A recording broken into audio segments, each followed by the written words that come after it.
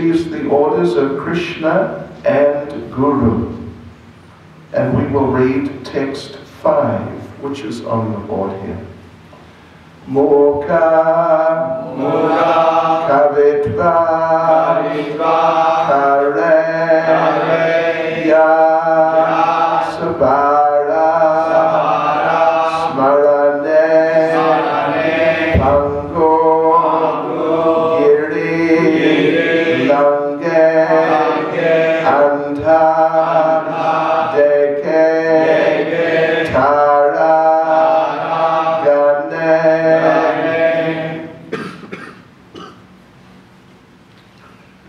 Mukha kavitva kareyan sabara smarane.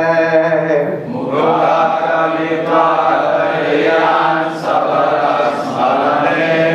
Pango giri lange anda deke taragane. Pango giri lange anda deke taragane. Mukha kavitva kareyan sabara smarane. Mukha kavitva kareyan sabara smarane. Pango giri lange anda deke taragane. Pango giri lange anda deke taragane. Mukha kavitva kareyan sabara smarane. Mukha kavitva kareyan sabara smarane. Pango giri lange anda deke taragane. Pango giri lange anda deke taragane. Mukha kavitva kareyan sabara smarane. Mukha kavitva kareyan sabara smarane. Pangu giri lange andha dekhe taragane. Pango giri lange anda deke taragane. Mukha kavitva kareyan sabara smarane. Mukha kavitva kareyan sabara smarane. Pangu giri lamhe andha dekhe taragane. Pango giri lange anda deke taragane. Mukha kavitva kareyan sabara smarane. Mukha kavitva kareyan sabara smarane. Pangu giri lange andha dekhe taragane. Pango giri lange anda deke taragane. Mataji's.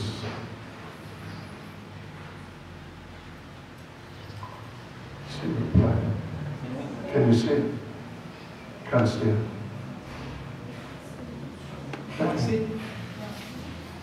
Okay.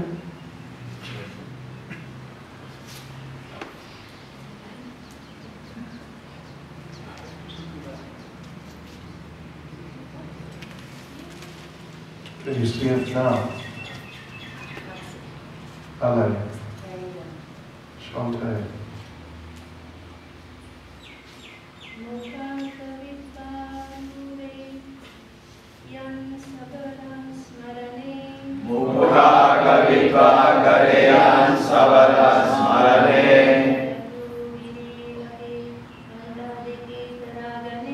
Pangu giri lange anda deke taragane.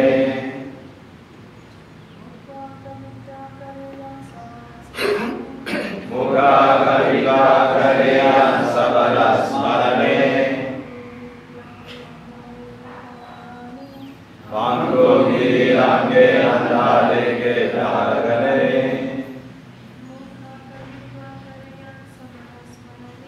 Mukha kavitva kareyan sabara smarane. Pangu giri lange anda deke taragane. Mukha Dam Kavitva Kavitva Poet poet. Kare becomes Yan, whose, Sabara, all, Smarane, by remembering, Pango, the lame, Giri, mountains, Langhe, crosses, Anta, blind, Deke, seas, Taragane, the stars. Translation. By remembering the lotus feet of the Panchatattva, a dumb man can become a poet, a lame man can cross mountains, and a blind man can see the stars in the sky. It was a very wonderful verse from Chaitanya Charitamrita, purport by Srila Prabhupada. In Vaishnava philosophy there are three ways for perfection, namely sadhana siddha, perfection attained by executing devotional service according to the rules and regulations; nitya siddha, eternal perfection, attained by never forgetting Krishna at any time; and kripa siddha, perfection attained by the mercy of the spiritual master or another Vaishnava. Kaviraj Goswami here stresses kripa siddha, perfection by the mercy of superior authorities. This mercy does not depend on the qualifications of a devotee. By such mercy, even if a devotee is dumb, he can speak or write to glorify the Lord splendidly. Even if lame, he can cross mountains. And even if blind, he can see the stars in the sky.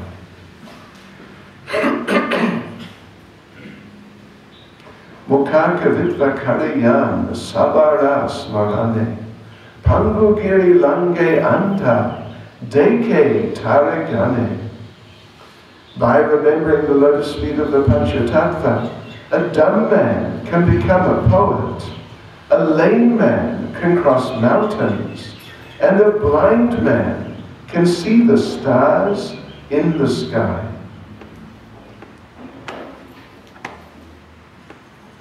Namo Vishnu Padaya Krishna Presthaya Bhutale Srimati Bhaktivedanta Swaminiti Namane Namaste Saraswati Deve Gauravani Pracharane Nirna Vishesha Shunyavadi Paschatiyate Chatarane Sri Krishna Chaitanya Prabhu Nityananda Shri Advaita Gadadhara Shri Vasadi Gaura Bhaktivinoda Hare Krishna Krishna Krishna Hare Hare Hare Rama Rama Rama Hare Hare Vanchakapatarubhyascha Kripa Sindhubhyacha Patitana Pavanebhyo Vaishnavebhyo Namo Namaha. Hare Krishna. It would be a good idea to get something to put over this to avoid the what happens when you, what's the term? I forget the exact term, but when you speak certain syllables, p, b, yeah, it's called a pop filter. A pop filter, something which goes, and then you don't get these p. So, anyway, Hare Krishna. So what a wonderful verse. What a wonderful verse.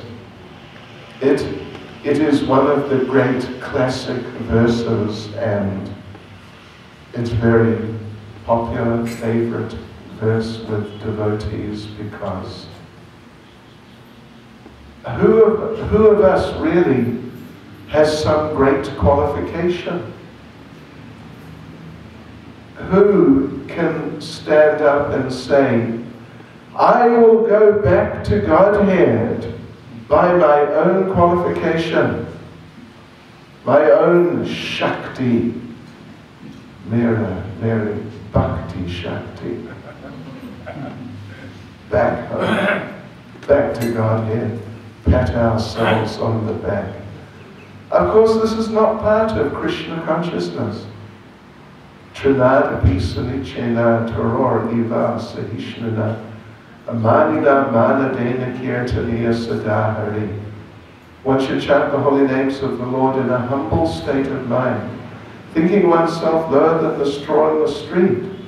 One should be more tolerant than a tree, devoid of all sense of false prestige, ready to offer all respects to others.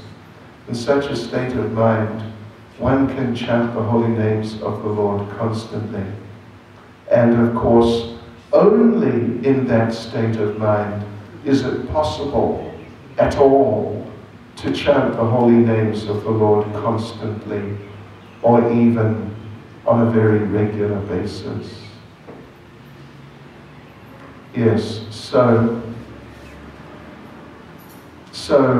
here, of course, as Srila Prabhupada points out in the purport, Srila Krishnadas Kaviraj Goswami is particularly pointing out Kripa Siddha, or the phenomenon of a person becoming Siddha, perfect, particularly by Kripa, by mercy.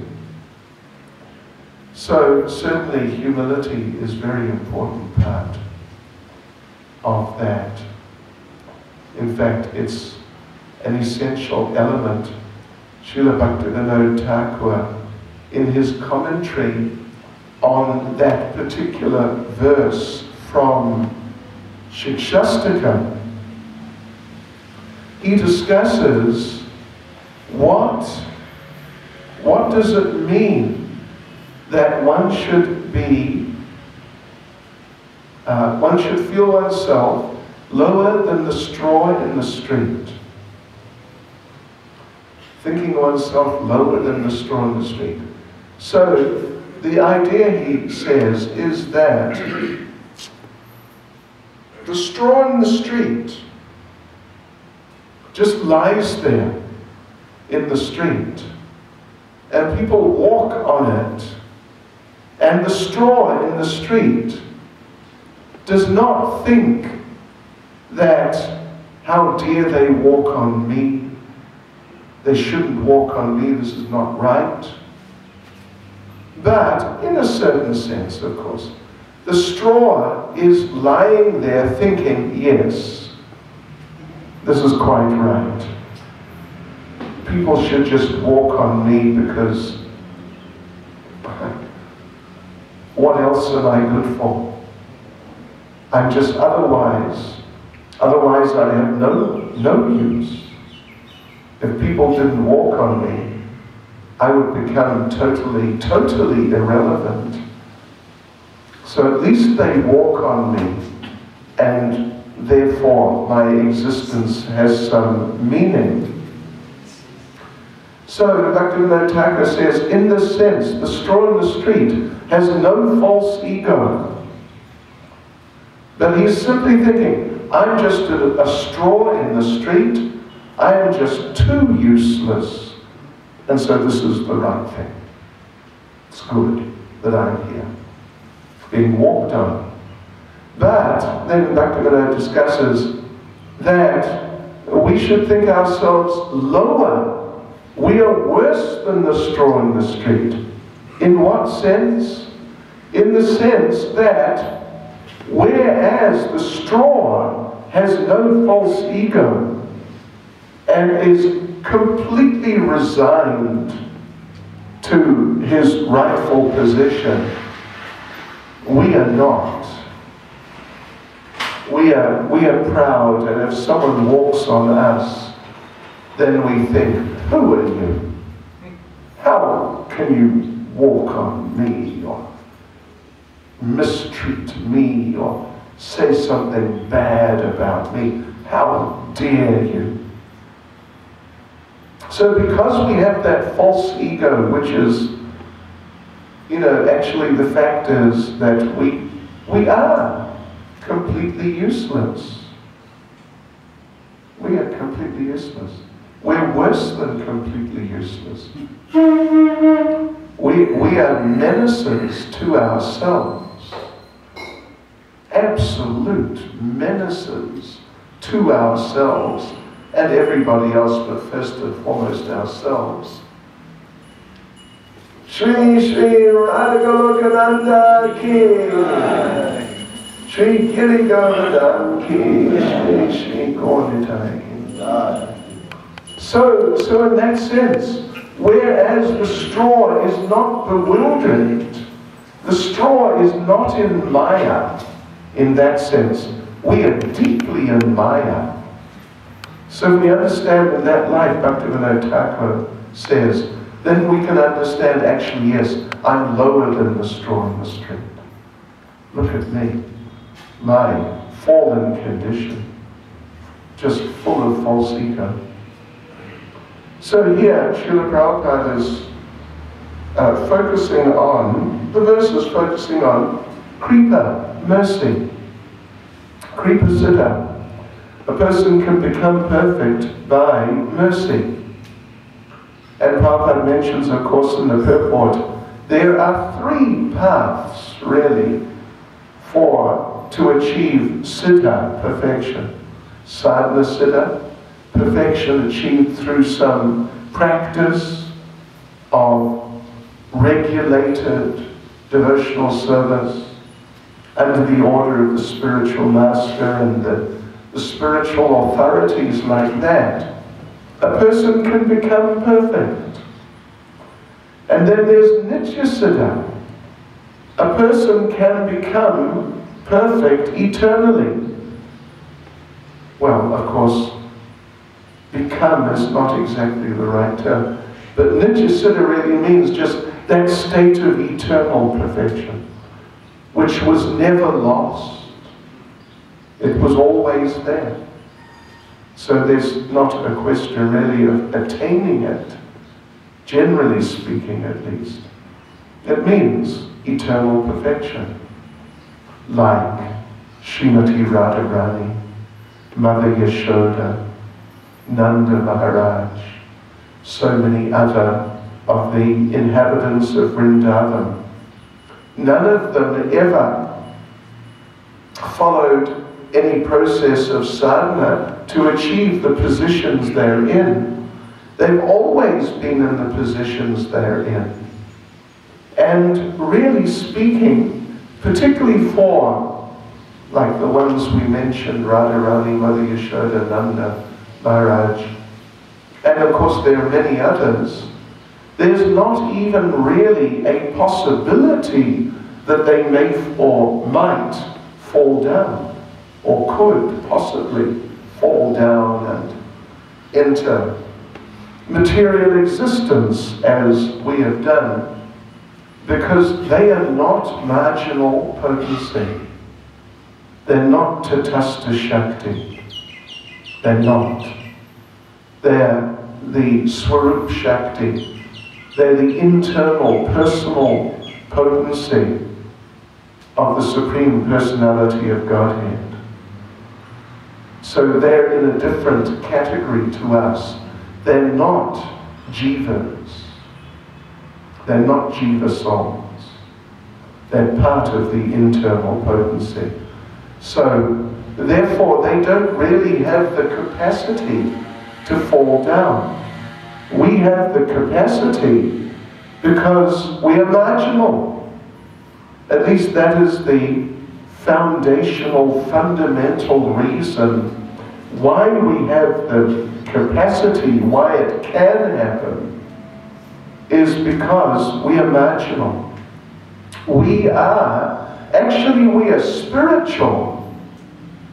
We are actually spiritual living beings. Sat, Chit, Ananda. As Krishna is Sat, Chit, and Ananda, we are also Sat, Chit, Ananda. As Radharani and the other great gopis and other eternal associates, Nanda Maharaj, etc., are Satchit Ananda, we are also Satchit Ananda. We are not less Satchit Ananda. But because of our small size, we have a marginal tendency.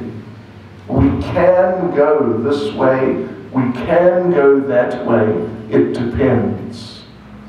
And of course, at this point, for all of us sitting here today, we have all gone that way, and now we're trying to come back. But it's some distance to come back before you get to the spiritual platform, at least in the sense of being like completely on the spiritual platform. We're working on it. It is a work in progress, and sometimes there may be a little stumbling and even sometimes perhaps some regression or something like that. It's sure, it's a bit of an adventure actually. So this is because we're marginal potency. Jivera Swarupaya Krishnera Nityadas Krishnera Tatasta Shakti Bade Abade Prakash. This is how Lord Chaitanya puts it in Chaitanya Charitamrita. That we're actually all the jivas, we're all the eternal servants of Krishna, that's what we are. But Jivera Tatasta Shakti, still the jiva is marginal potency, Bade Abade Prakash, simultaneously one with and different from the Lord. So these different potentialities are there. So yes, how to become perfect? This is the question. How to become perfect? Srila Prabhupada discusses in Nectar of Devotion. It's an interesting discussion. Prabhupada makes this point. He talks about sadhana siddha, nitya siddha, kripa siddha. And in terms of course, nitya siddha's special category, the question of becoming nitya siddha or becoming, if you are nitya siddha, the question of becoming doesn't really arise. But certainly sadhana siddha, kripa siddha. So Srila Prabhupada discusses these two ways of becoming perfect. And Prabhupada explains that what is sadhana siddha? That one follows the instructions of the spiritual master and renders devotional service and studies the scriptures and associates favorably with the devotees and in general embraces the way of life of Krishna consciousness. And in this way one works at it and gets up early in the morning even though the mind may have another idea and the body, but still the devotee doing sadhana bhakti gets up in the morning despite some discomfort sometimes, at least as much as possible. Prabhupada was asked once, is there a good excuse, like an acceptable excuse, for missing Mangalarti if you're living in a temple? Can there be a good excuse? What would it be? Srila Prabhupada, we are told, said yes, there can be a good excuse, just one, death. Other than that, there may be many excuses, but none of them are really acceptable. They're not really like good excuses where the others could say, oh, okay, that's fine. Anyway, sometimes some sickness may be there or some other things. But otherwise, in terms of sadhana bhakti, we must follow the program. That is it. And flexibility, there's not really much flexibility. Yeah, not really. The basic point is you follow the program given by the spiritual master and by scripture. This is sadhana bhakti. And then Srila Prabhupada discusses Kripa Siddha. And the basic idea, of course, is that, as Prabhupada mentions here, this mercy does not depend on the qualification of a devotee. And Prabhupada gives the example that sometimes at some university educational institution gives someone a degree, but of course the university is giving so many people degrees every year. But now this person did not follow the course and attend the lectures and sit the exams and pass. He was not even a student. He was not even there at all. He was just elsewhere.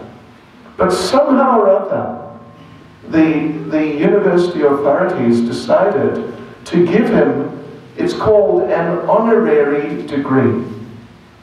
And it's generally a reflection of the fact that the person has achieved some things in that field. Not always even, but oftentimes. I've mentioned here before, I don't know if any of you remember, how many years ago, famous, extremely famous Western English rock and roll music star was given an honorary PhD in economics by the London School of Economics. His name is Mick Jagger, famous member of the Rolling Stones. So actually in his youth, before he started that musical group, he was a student there, but he failed. And he dropped out. So anyway, many years later, like when he was maybe 60 years old or something, they gave him an honorary degree in economics, the same London School of Economics. And one of the lecturers there protested, what does he know about economics? The only thing that he knows about economics is that he has a lot of money. Which in one sense means you know something good about economics. Because Prabhupada said once that one of the Rockefellers was asked, you know, do you have intelligence? Something along those lines. And the man put his hand in his pocket and pulled out money and said, yes, see, this is the evidence that I have intelligence. Anyway. So Prabhupada then, the Nectar of Devotion, you can read it. It's in the earlier chapters. It's in, I think, chapter 17 it's discussed.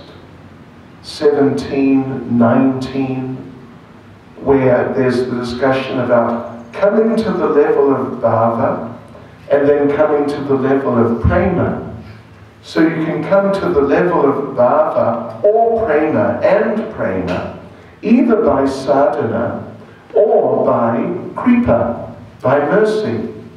So Prabhupada gives us this example then of a person getting an honorary degree in a university, and it happens. Every year some people, politicians or whoever, here and there in the world, there's always a few people get honorary degrees. It's common. It's not unusual. But then Srila Prabhupada makes the point that if you really want the degree, if you need the degree, then, so what should you do? Which path should you take? Should you take the path of studying like the regular students, and in that way getting the degree? Or should you decide that, no, I think I'll just get an honorary degree? You know, the option is there. You could decide one way or the other, but Prabhupada makes the point that really, if you want the degree, don't think that I'll try for an honorary degree because it's extremely unlikely you'll get it. You might as well just follow the normal course of studying and etc., being a regular student, and get your degree in that way. Because otherwise, honorary degree is rare. I'm sure it's not 1 in 100 out of 100 people who get degrees. I'm sure it's less than 1 of those 100 who gets the honorary degree. Maybe it's 1 in 1,000 or 1,000,000 or whatever, but it's a very small percentage get their degrees in the honorary way without studying. So Prabhupada makes that point that if we really want to progress in Krishna consciousness, then we must follow the process of sadhana bhakti. However, we find, particularly in Chaitanya Charitamrita, and we find also in Srimad Bhagavatam to some degree, and we find in Bhagavad Gita also, that although the regular process of sadhana bhakti is certainly emphasized mainly, but we find there's always here and there, in certain places, there's always mention of mercy.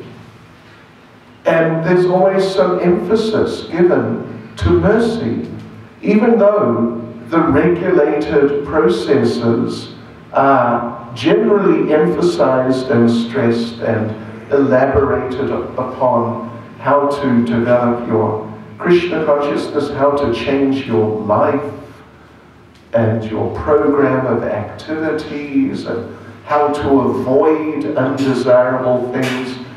This is certainly emphasized more quantitatively in terms of the information we receive. But still, you always find the mention of mercy.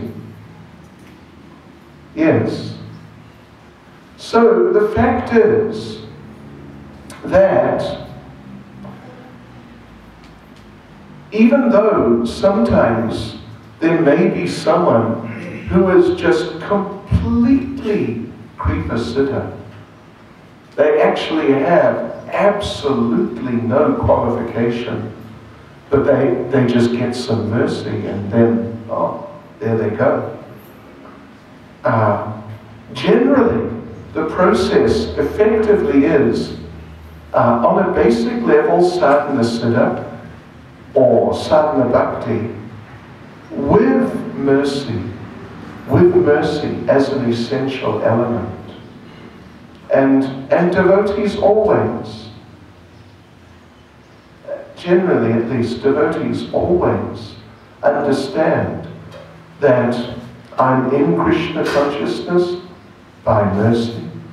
I'm able to continue by mercy.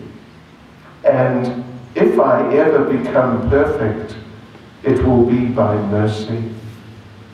Yeah. So both things are there, generally.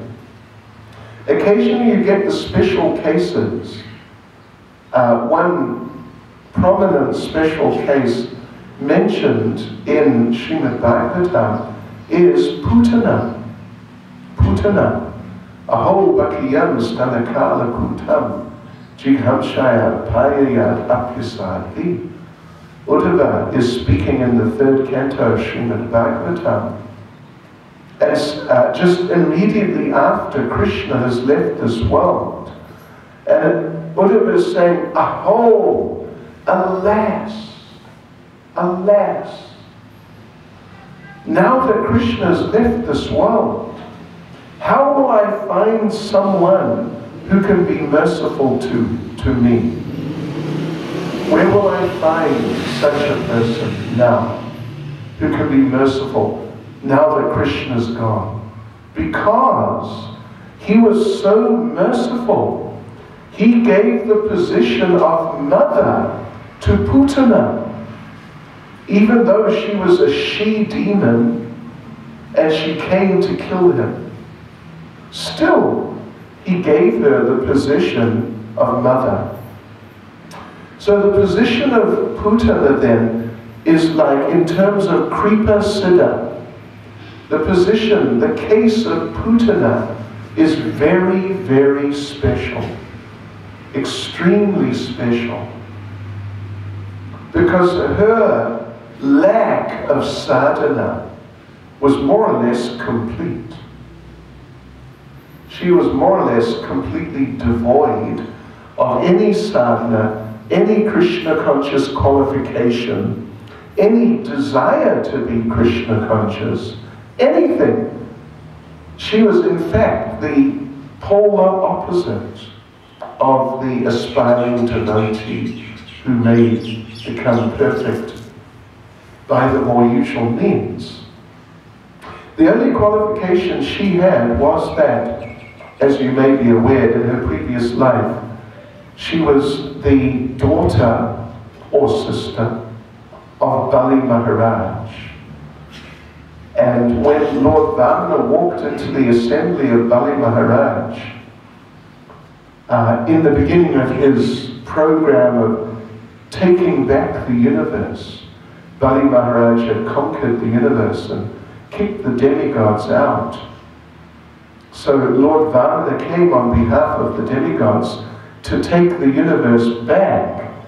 So when he first arrived, he was very beautiful and very saintly and very sweet little devotee child, just like Sulochani, and probably more actually.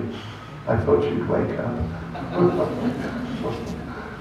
So he was just so sweet and saintly and just captivating, like the perfect child.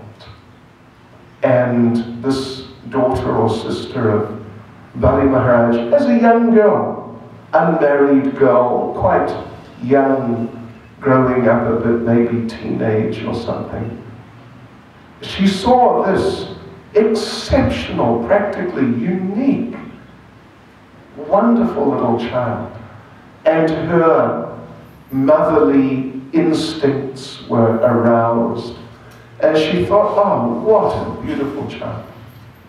I would love to have this child as my son and breastfeed him.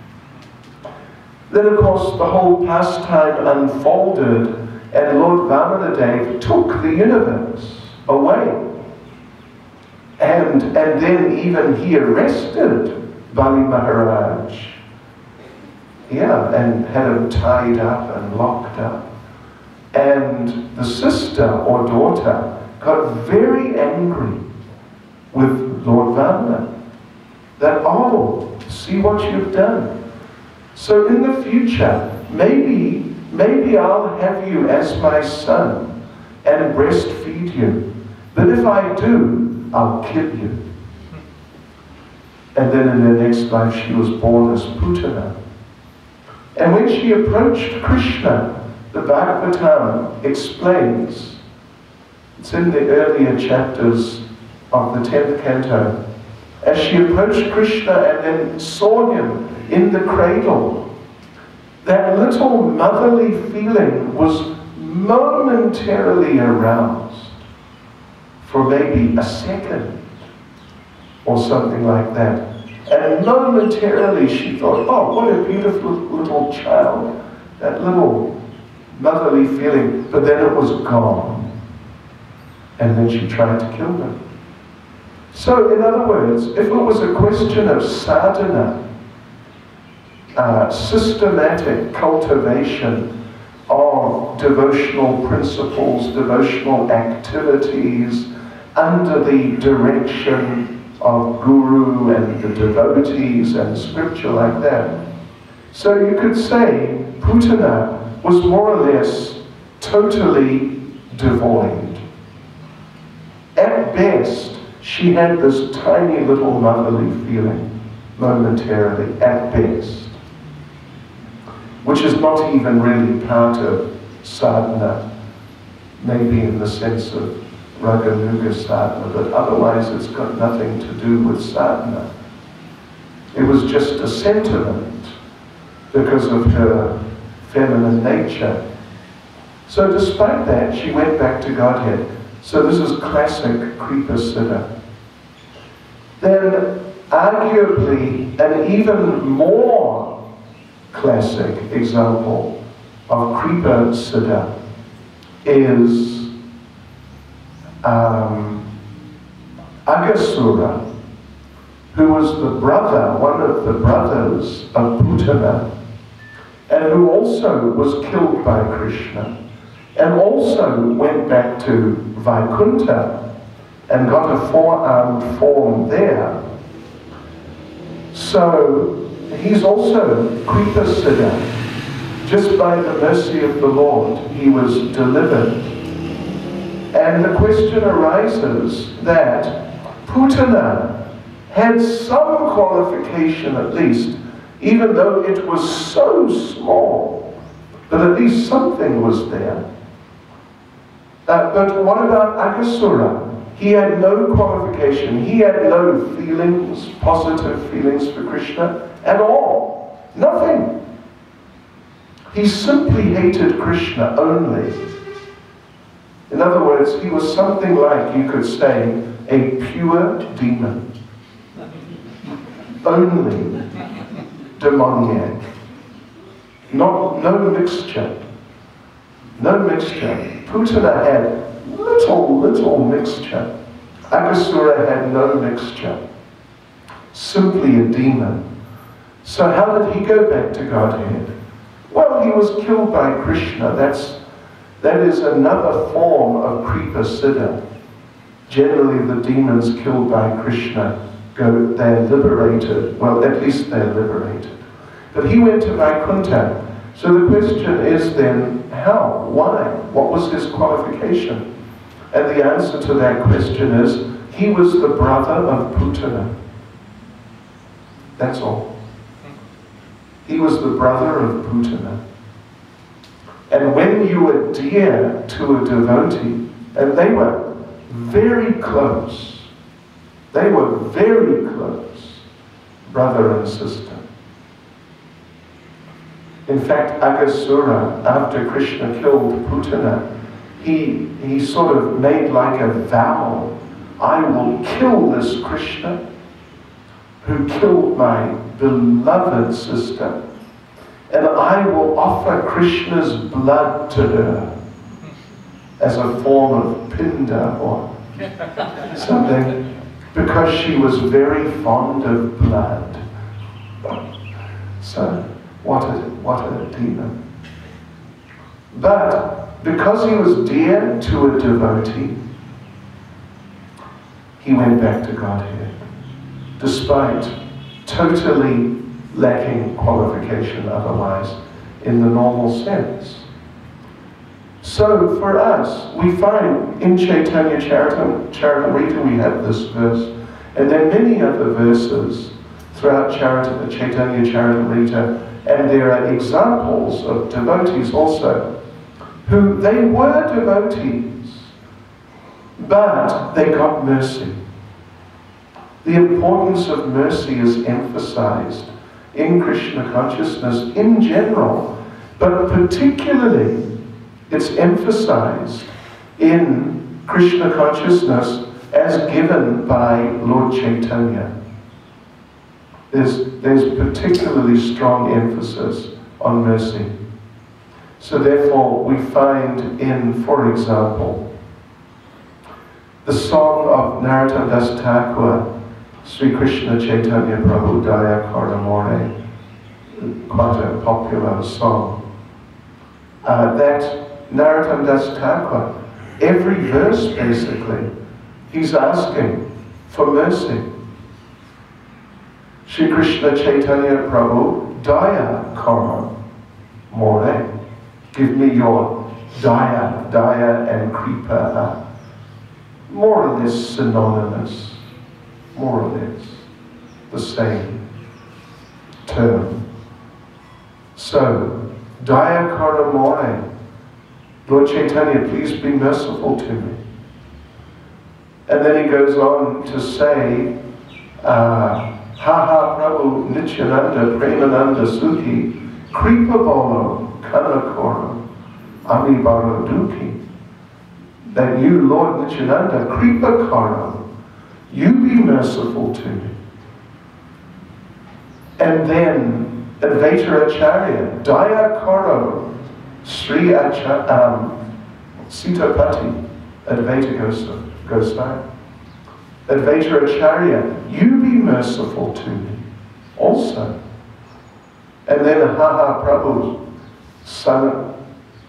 Sanatana Rupa Raghunath, the six Goswamis, Lokanath Goswami, and he's appealing to them. He doesn't actually use the word mercy exactly, but obviously he's appealing to them for mercy. And then the last verse, Daya Karo Sri Acharya, Prabhu Srinivas. Srinivas Acharya, you also please be merciful to me. And it's interesting that Srinivas Acharya is not a senior to him. We might normally think that if we're going to appeal for mercy, kindness, and something like that, we would be appealing to some superior person who's in a higher position. We're in the lower position. We need some help from a person who's higher. We might think this would be the normal way of seeing things, but here now, Srinivas Acharya is his equal. They were friends, Narottam Srinivas and Shyamananda Pandit. They were very close friends. But still he's praying to his equal, you be merciful also. And what mercy? Ramachandra Sangamahe. You please allow me to have the association of your disciple, Ramachandra. Ramachandra Kaviraj was a disciple of Srinivas Acharya. Srinivas is an equal, they're basically the same age and the same sort of spiritual generation, Narottam and Srinivas. But Ramachandra is a junior. He's a junior. He's a disciple of Srinivas, and therefore he's junior to Narottam. But Narottam is asking, please give me mercy by allowing me to have the association of this particular disciple of yours. So mercy plays a very important part in the lives of the followers, the devotees of Lord Chaitanya, people who are practicing devotional service, sadhana, bhakti, but as given by Lord Chaitanya. It's emphasized so much. And Srila Prabhupada put it very nicely one time. You take one step towards Krishna. Krishna takes 10 steps towards you. In other words, you do your sadhana. You do your sadhana. You must do. In other words, you take your one step. But Krishna, he takes 10. So in other words, sadhana should be there, needs to be there. But ultimately, the mercy is the main factor, actually. And mercy, of course, if we consider what is mercy and what is not mercy, if you are given something out of a person's mercy, because they are merciful, they gave you. Or on the other hand, if people gave you something, even the same thing, because they owed it to you, like in business or just ordinary life, you go to the supermarket and you select certain goods and you pay the money, and then you can take the goods. They become yours. So, the fact that they have given you the goods is not their mercy. It's just business. You have paid the price. So it is not mercy. If you were just standing there and they walked up to you and said, "Here, take this," bang, and they gave you all the goods, no, you don't have to worry about money, then it's mercy. Then it's mercy. But mercy, so mercy naturally has to imply, it has to include that we are not qualified to get what we are getting. Otherwise, it can't be mercy. If we just get what we deserve, that's just business, or it's just sort of fair, honest. To give people what they deserve is just a matter of honesty. So it's not mercy. The people in the supermarket cannot say that, "Oh, we're so merciful. We give away tons of food every day. We are feeding the nation. How merciful we are." They can't say that. It's business. So, if because of your activities, you are due to get something, and you get it, that is not mercy. Mercy can only be there if you don't deserve it. Or at least, maybe you half deserve it, something like that. So it's half mercy. And so therefore, sometimes devotees ask, what is the difference between mercy and causeless mercy? And the answer, really speaking, is there isn't really a difference. Because mercy has to be causeless. Otherwise, it's not mercy, it's just giving people what they deserve. So mercy, causeless mercy, essentially it means the same thing. Maybe causeless mercy means when a person really doesn't deserve it in a big way, like extremely undeserving. But the merciful person really gives them a lot, despite them really not deserving it. Then maybe you could say it's outstanding mercy, special mercy, unlike, regular mercy, if there is such a thing. And then you could call it causeless mercy. So definitely, like Srila Prabhupada said, you take one step towards Krishna, he takes 10 steps towards you. And sometimes you take one step towards Krishna, and he takes 20 steps towards you. And sometimes you take one step, he takes 100 steps. Yeah. And sometimes even, maybe you take one step backwards. Yeah. But Krishna comes chasing after you 10, 100, 200 steps and drags you back. Yeah.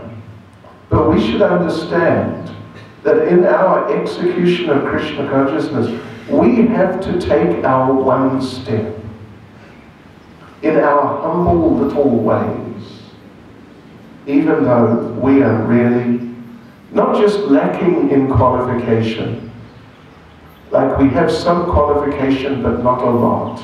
It's not exactly that. Our position generally is that we have no qualification, but rather we have many disqualifications. You understand the difference? It's one thing if you have zero money, if you're bankrupt, broke.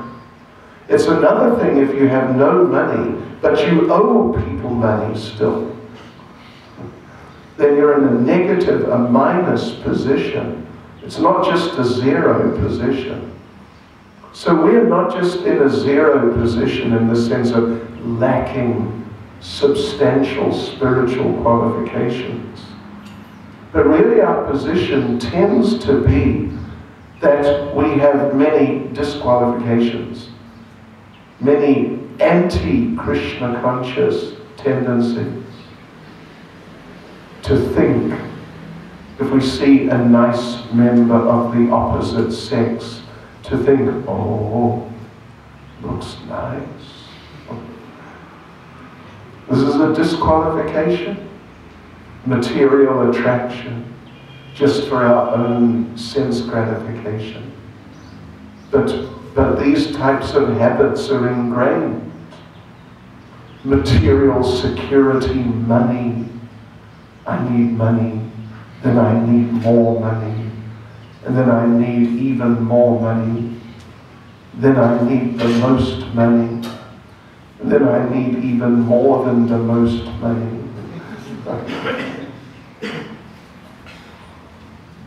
You know, it happens sometimes.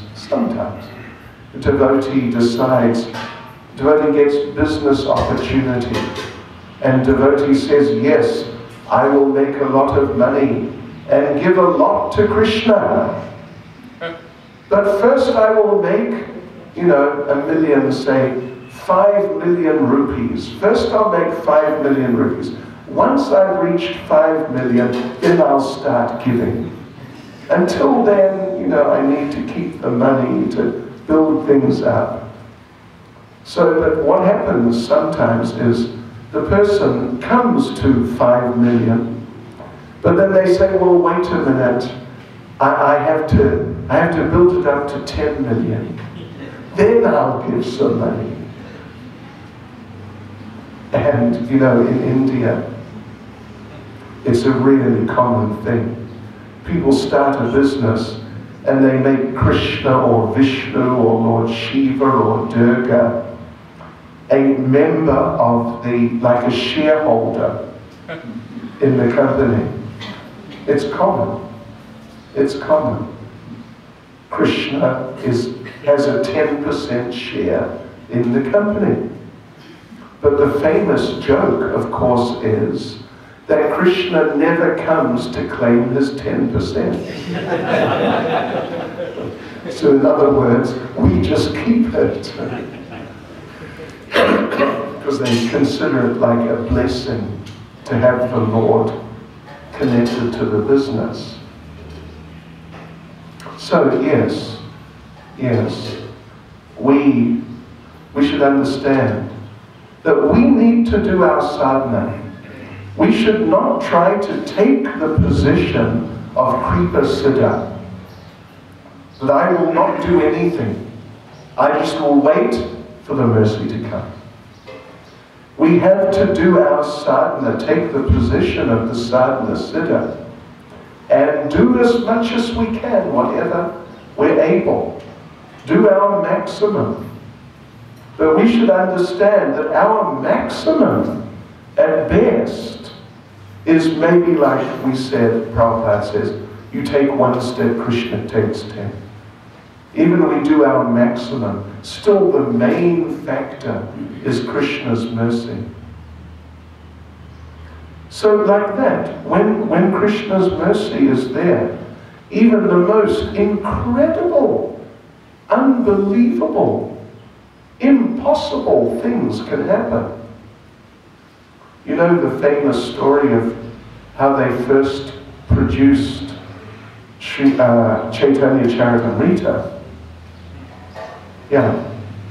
They were doing one book every 2 months. And Prabhupada told them that we want it more quickly.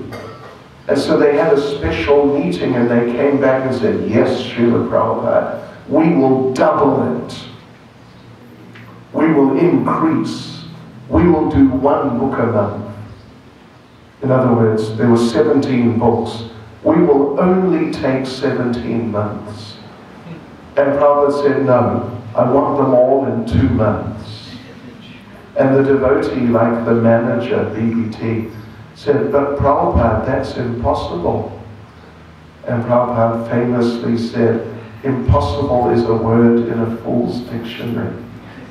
And they did it. They did it. They did it.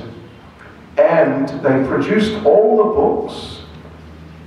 And when the last book was produced in America, Prabhupada was in Vrindavan.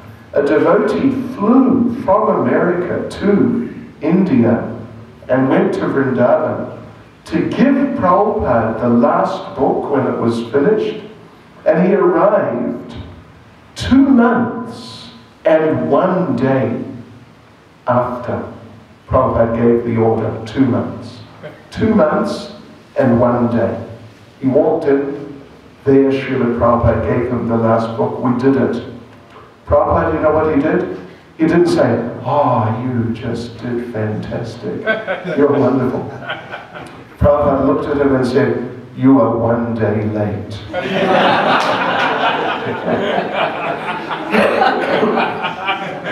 So Prabhupada was a person who understood the factor of mercy and the reality of mercy. And that if you really take your 1 step, your best 1 step, even though it's only 1 out of many steps, but if you take your 1 step to the best of your ability, then Krishna will do the rest, and impossible becomes literally a word in a fool's dictionary completely. And Prabhupada knew this is actually how it works. It doesn't simply work on the basis of, we do our duty, we work hard. Ultimately, the main factor is mercy. So mercy is so great, so powerful. A dumb man can become a poet, a lame man can cross mountains, a blind man can see the stars in the sky. And on the other hand, someone who does not get the mercy, and particularly for people who are like non-devotees, they're just not making any effort to serve Krishna. Rather, they're anti-Krishna. For people like that, then, even if they're big experts, they may find themselves unable to do that which they're supposedly big experts at. And classic example of that is Keshav Kashmiri, described in Chaitanya Charitamrita. Big scholar, extremely big scholar, the biggest. And he came to challenge Lord Chaitanya, and he thought, just show people that Lord Chaitanya is a fool, and that he, Keshav Kashmiri, is just big expert. So like that, he lost whatever mercy he had, and he started reciting. He composed and recited instantaneously on the spot 100 verses glorifying the Ganges, which he thought in Sanskrit, which he thought were perfect. And he asked Lord Chaitanya, what do you think of those verses? And Lord Chaitanya said that except for the mistakes, They were really nice. And Keshav Kashmiri thought, what? There were no mistakes. What do you mean, except for the mistakes? And Lord Chaitanya took just one verse and found several mistakes, glaring mistakes, in just one verse. And he told him, actually, every verse is like that. And Keshav Kashmiri was astonished. But then he thought, no, I must say something else and establish my position, my qualification. So he started trying to say some other things, but it came out like nonsense. Like he's talking, like a little child who's just learning a couple of words, pa, pa, ma, ma, and the rest is just, sort of like a noise. He started speaking like that. And everyone heard him and they thought, wow, what happened to him? And Lord Chaitanya, they started laughing. And Lord Chaitanya told them, don't laugh. He's a big scholar. You keep composed. So then again, Keshav Kashmiri tried to say something creative and intellectual and impressive, but it came out just like a noise. In English we say double Dutch. Dutch is a language, they call it marbles. It sounds like someone has marbles in their mouth and they're trying to speak. It's just some weird sound. So double Dutch. Double Dutch means it's like complete madness. So he was speaking like that. And Lord Chaitanya could not stop the devotees or the people. They were just laughing and laughing. And Keshav Kashmiri couldn't understand what happened.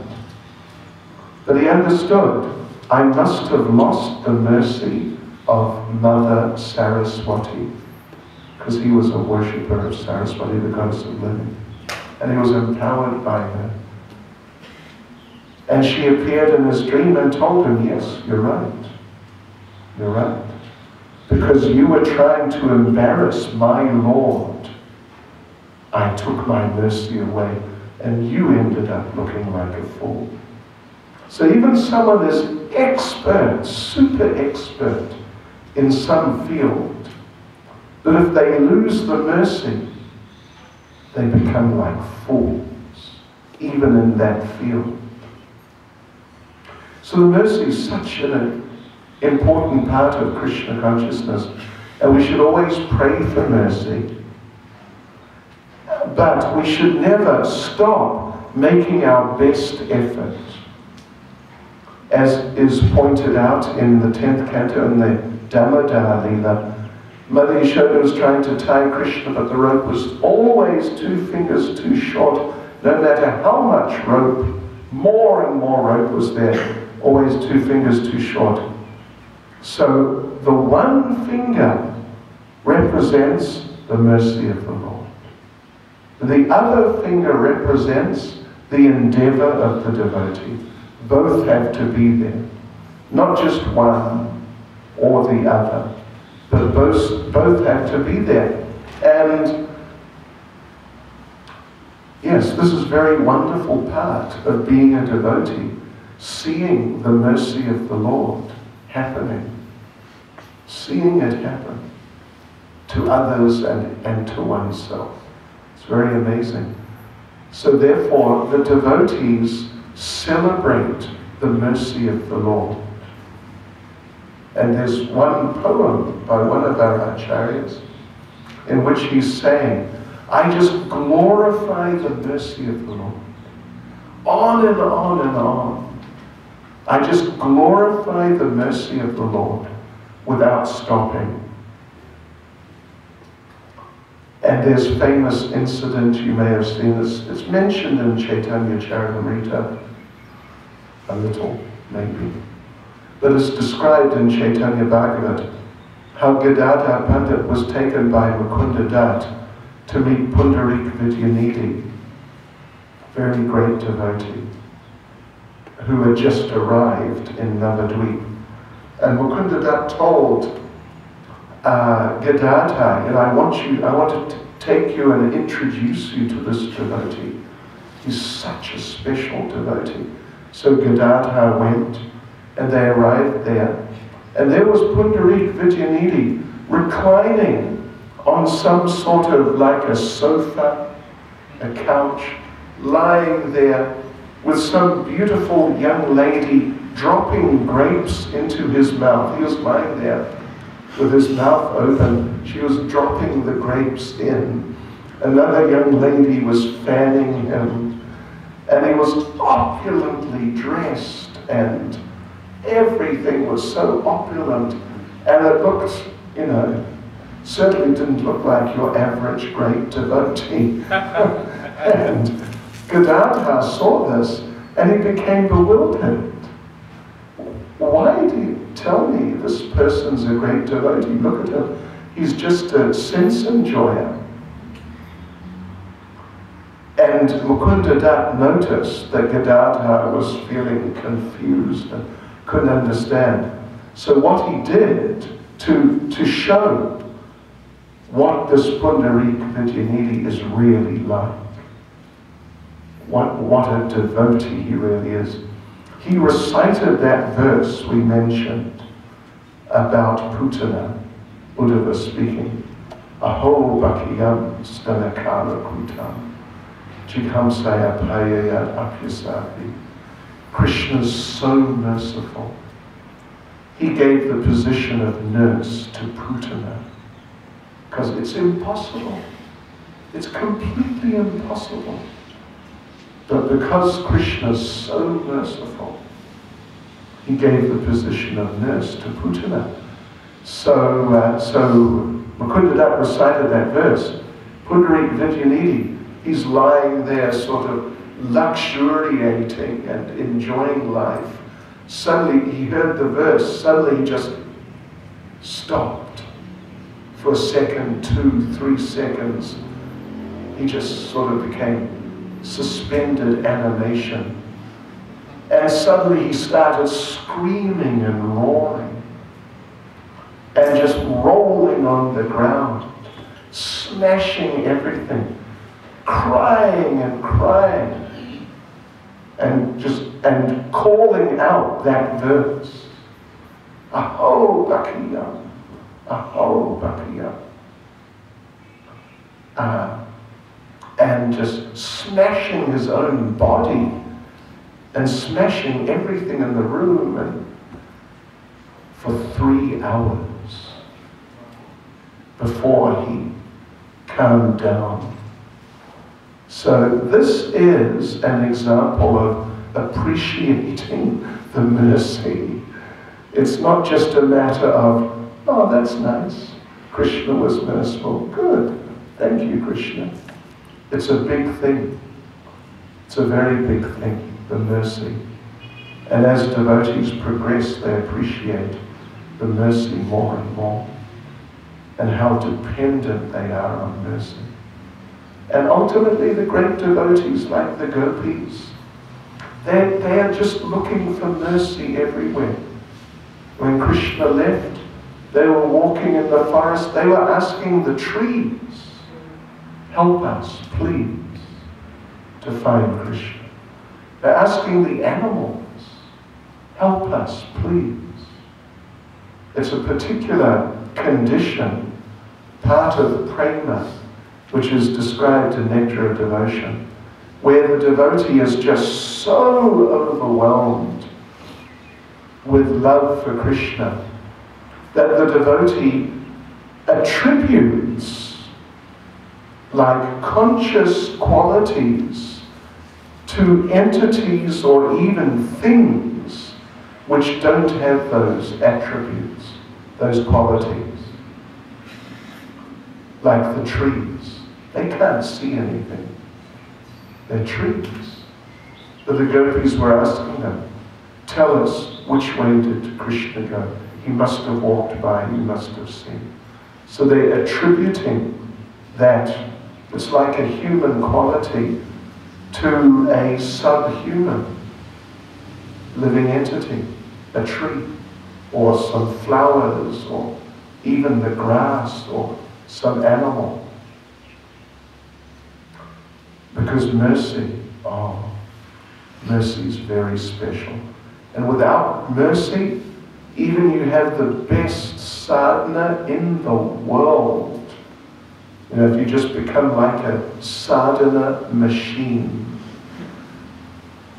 press button A and away you just go. But without mercy, best sadhana in the world, you won't really get very far at all. Hare Krishna. Hare. Any comment or question? Krishna Chandra Prabhu, Kripa Koro. Maharaj, your lecture is vividly, fully clear. But still have questions, not in form of doubt, but for clarification. In the beginning of the lecture, Maharaj mentioned that the jiva, eternally, they have this conditional position, Right. such as ananda, the minute quantity, and quality also.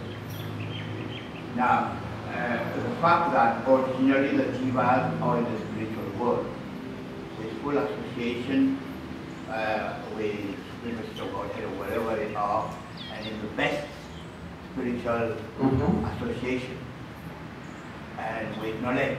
So my question is, despite they have the minute independence, so how come that being in that real spiritual atmosphere, that some sense of intuitive calm, and they have that independent desire to enjoy separately from the Lord? Well, of course, that's one of the, it's a question which comes up from time to time.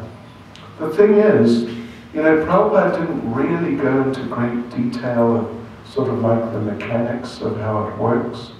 Prabhupada would basically say, misuse of our minute independence. So, you know, that really should be enough for us without trying to sort of cross-examine and, you know, even imagine some reasons.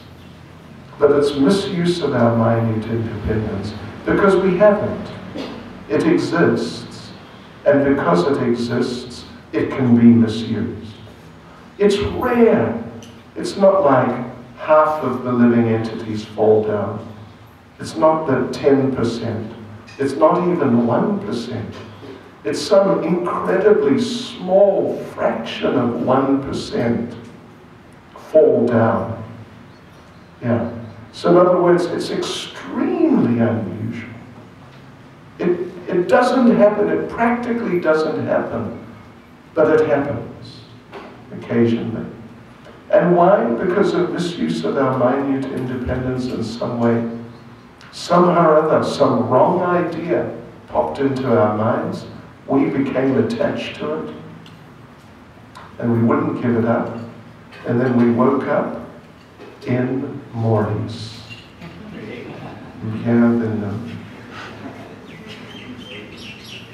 I have second part. Okay. Time permits, all right? Okay. Yeah. When you go back in 1983, the venue was White House for the Golokananda date installation. So Maharaj at the time, Brahmachari, staunch and nicely Brahmachari came because we made a beautiful home, and many others to help to do practical service. So at one stage, Maharaj was on the step ladder, and I was holding that step ladder. Yeah, it's the additional service to Maharaj. So Maharaj was hiding the decoration, string, I think it was mango leaf, whatever it was there. That's why I was holding. So I was in such a position that somehow the lotus feet was at level with my head. Wow. So then I was wondering what to do now. I'm in this situation. That somehow or other, without asking or thinking more of it, I just happened to still holding the step ladder for Maharaj to be secure, but my head just bowed down onto at that time, your first of it, but the free toes, remember the free toes? Yeah. You had it at the time. So it just went down. And then Maharaj noticed that. Yeah, it happened to you. Do you remember that incident? Not clearly. Okay, so I continue. Then you said, oh, at that time my name was Mukunda Krishna. I said, Mukunda Krishna, that's not the way. That's not the way to get mercy. Then I said, that's the prevailing situation, at least in Mauritius. So what to do? So any comment on that, Maharaj? Well, I hope you took a bath afterwards to clean the dirt off. And, I don't know, have you noticed any mental instability since then? No, on the contrary, it worked out, although I got it first from you, but it worked out pleasantly. I see. Yeah, I don't know why, but it happened. Maybe you've become a little mad and you think it worked out. It didn't. But anyway, okay, interesting. Interesting. But you're a great devotee, so, you don't need anything like that. It's just... Motherji? It's very cool your class, Mara, is speaking about this. And that made me think of that part of how connected devotion, where speak about Krishna extraordinary mercy. And in this part, Krishna was talking to Uddhava about how the gopis, they didn't need to go to pilgrimage, they didn't have to read all the big Puranas and follow any regulatory principle. They took that by associating with him that they achieve perfection in the devotional service. So this that may remind me of that extraordinary mercy that Oh, yes. to the Thank you. Merci beaucoup. Yeah, sure. Of course, we're not on the level of the gopis, so, it's not exactly the same for us, but wonderful. Yes, Prabhu. Once I was in Mayapur,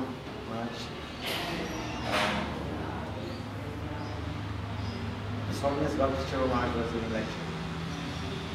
And I was also glorifying Haridas Maharaj for becoming top number one in the distribution in Europe. And he had bought one Prashadam plate for him, silver, glorifying Haridas Maharaj. And then, after the class, Haridas Maharaj went out and he saw the shoes, same shoes, the features of His Holiness Bhakti from so he picked it up, placed it on his head, and walked away. And then Bhakti Maharaj came to look for his shoe, and couldn't find it. And then he was looking at it this time, and he saw Haridas Maharaj with the shoe on his head. And then Bhakti Maharaj started chasing him, catching him to get his shoe. Haridas Maharaj was also very fast. And many devotees came and they were watching the episodes. So beautiful. So the question would be, how do we take the mercy? Or is stealing or that realization that... Well, you know, that's an interesting question. If the people are very senior to you, then you should ask. Like, who was it? Narada Muni, as the son of the maidservant, he asked the sages, "Can I have some remnants of your food?" He didn't just grab it. So yeah, with senior people, out of respect and not wanting to offend and be sort of pretentious, frivolous, we should ask. Amongst ourselves, sort of equals or approximate equals and all that, well, it's more sort of fluid. You kind of, if you get an opportunity, take it. Yeah, if you can touch someone's feet, touch them. But if someone tries to touch your feet, don't let them touch you. It's like this. Yeah. It's an interesting situation. But of course, you know, at the same time, you don't want to offend by like being too much of a nuisance and being like excessively patronizing. It kind of may cheapen things. But in certain special situations, we can, if we get some opportunity, we should take it to get some mercy. Hare Krishna. Srila Prabhupada Ki Jai. He is a near Bhakti Chaitanya Swami Maharaj. Wonderful ecstatic lecture. Ki Jai. Krishna Chandra Prabhu Ki Jai.